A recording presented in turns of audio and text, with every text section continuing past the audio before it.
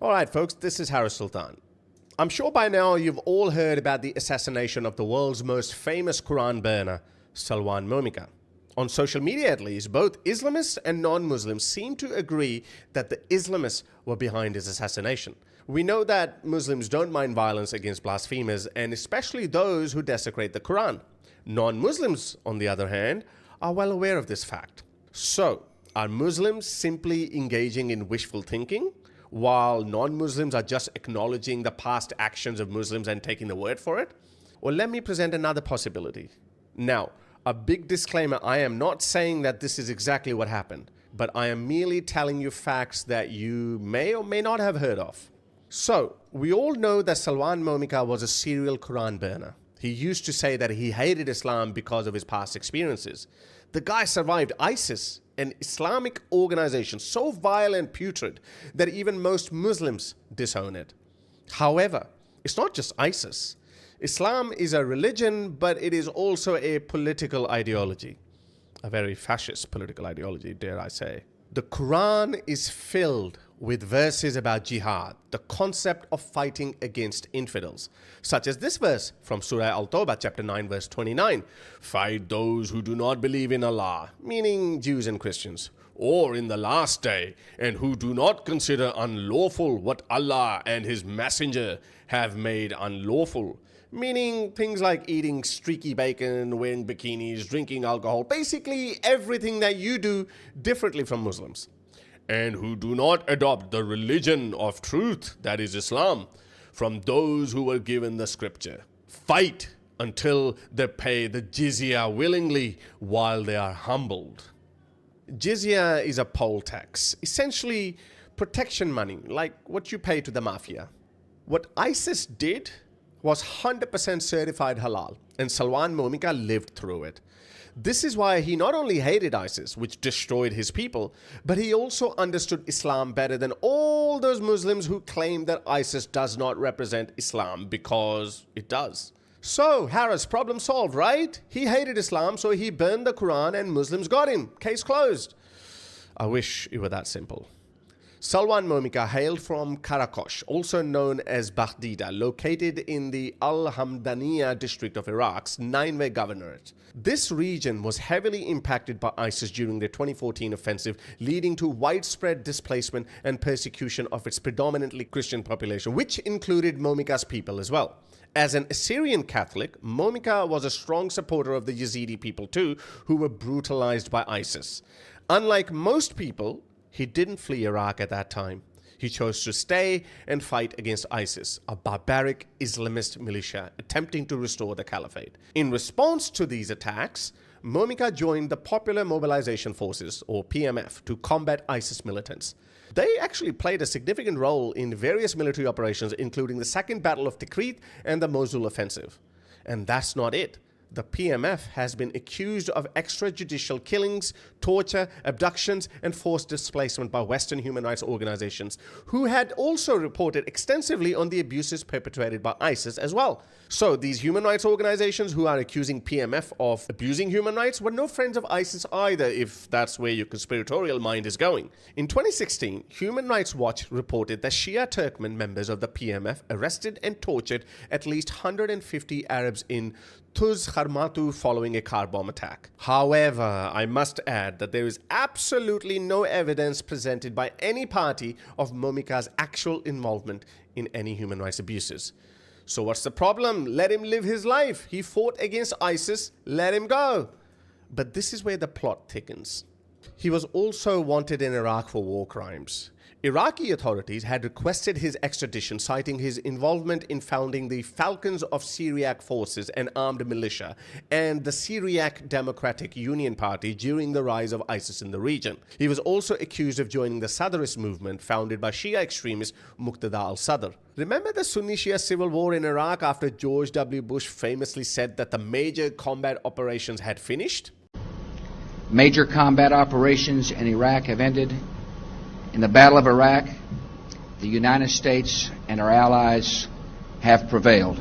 More people died in that civil war than in the US's invasion of Iraq. So he was accused of pretty serious stuff. But as I said, there was no evidence presented that would have qualified for a case against Momika at The Hague. You see, Momika in his asylum application had failed to mention that he was involved with all of these organizations, including the Imam Ali Brigade, which was sponsored by Iran's IRGC.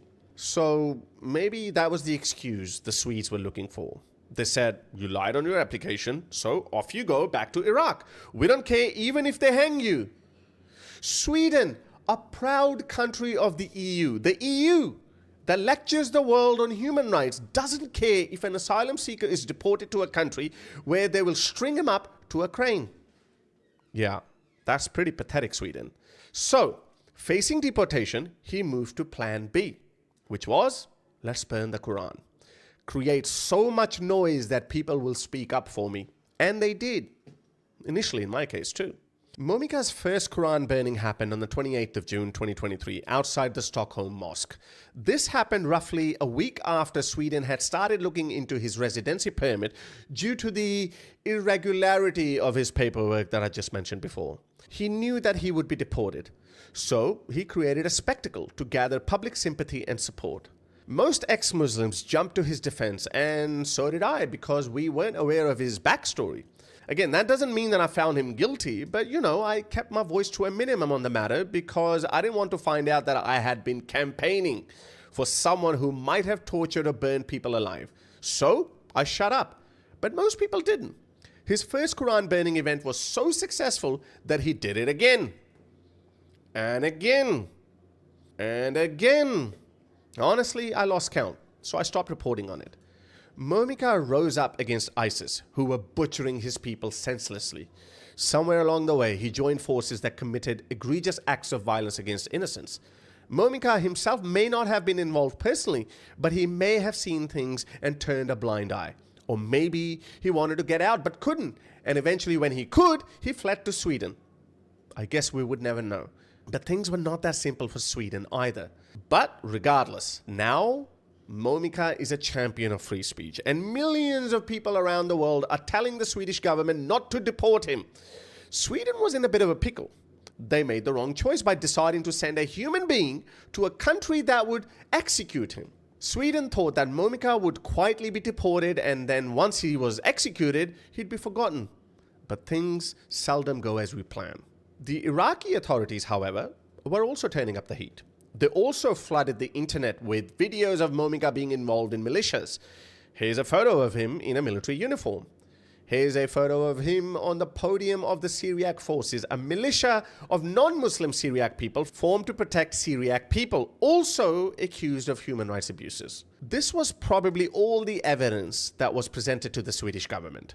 Not conclusive enough to charge him and try him at The Hague, but sufficient for them to want nothing to do with him.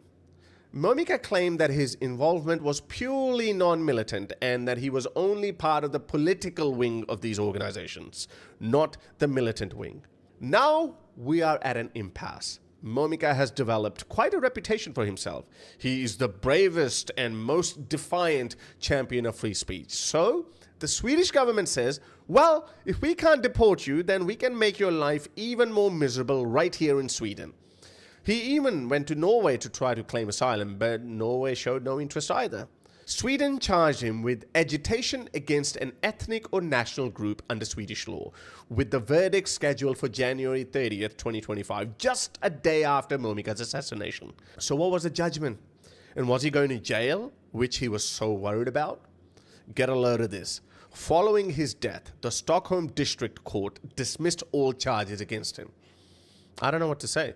If he was so bad and had damaged Sweden so much, then surely you would still sentence him, even posthumously. So, on January 29th, Momika was live streaming on TikTok. According to viewers, he mentioned stepping onto his balcony to smoke, after which multiple gunshots were heard. The live stream, which had over 2,000 live viewers, captured the subsequent police response, including officers discovering Momika's body and ending the broadcast. So, did Iraqi intelligence get him? Or did some radical rabid jihadis break into his apartment and shoot him? I'll leave that to you to decide because I don't want to put stuff into your head. And frankly, my opinion is irrelevant because I'm looking at the same information that I have presented to you. so we can all arrive at our own conclusions. I will say, however, that he burned the Qur'ans to avoid deportation, which, by the way, is not a crime in and of itself according to European values, because according to Article 3 of the European Convention on Human Rights, no one shall be subjected to torture or to inhuman or degrading treatment or punishment, which includes capital punishment as well. Look, I don't know how his legacy will pan out. I think he will be remembered as a martyr against Islamism and might even become a martyr for free speech as well. Regardless of all this white noise about his probable involvement in some war crimes, the very path that drove him to burning the Quran when that wasn't even the initial goal. The key point is, he died after he started burning Qurans, and that's all people are going to remember. We can already see the effects of his assassination. Hundreds of videos of people burning Qurans have surfaced on social media, making it practically impossible to kill every blasphemer. If the Islamists killed him, then Momika's death has proven that you can't silence people. And for every blasphemer you kill, hundreds will take his place. So it's a losing battle, my dear Islamists. Just give up. But we know they can't help themselves. Violence is in their DNA. Anyway, if the Islamists got him, then we know this is what they do, and we need to keep pushing back against them. However, if some foreign elements got him because they thought that he had committed some war crimes, then that's a wake-up call to Western governments not to become as weak and pathetic as Sweden. Sweden is petrified of its Muslim population. In the month of January, there were more bombs going off in Sweden than in the entirety of Afghanistan and Pakistan. Let that sink in. What makes it even more remarkable and actually sad that only 15 to 20 years ago, Denmark, Norway, Sweden, all the Nordic countries were used as a benchmark for prosperous welfare states. But now we have more bombs going off in Sweden than Afghanistan and Pakistan. Sweden has lost its sovereignty, not because Muslims have taken over yet, but because their government is weak. Sweden should never have attempted to deport him. They didn't provide him with any secure place, knowing full well that some foreign elements were interested in him. They knew it. They knew it more than we do. Perhaps they wanted him out of the way so they could move on, and they were just waiting for it, and probably are now happy that he's out of their way so they can move on. To make matters worse, Sweden's Prime Minister initially said there might have been a foreign element involved in this, and the Swedish police had arrested 5 people, all of whom have since been released, and none are under arrest. We may never know who his murderers were. Not because they can't catch them, but because doing so would also expose severe malpractice by Swedish authorities that resulted in the death of an asylum seeker. These days, people in the West now don't really like asylum seekers, but they loved Momika. They say that's the kind of refugees we should welcome. Although I'm not sure, because what if he had committed war crimes? Would you want tens of war criminals in your neighborhood? I'll leave that to you to decide. But I do hope something does come out of his death. I hope Western governments start taking freedom of expression more seriously and stand up for Western values. Just yesterday, British police released the name and address of a Quran burner in Manchester, and thereby risking his life. What kind of nonsense is that? Do they not know what could happen to him? I hope Trump will change that. I hope Trump will press this civilizational reset button across the Western world. And I hope Western governments learn a thing or two from Trump rather than just oppose him for the sake of it. Anyway, that's it from me. Thank you very much for watching this video, and special thanks to all of my members and patrons. Until next time, ta-da.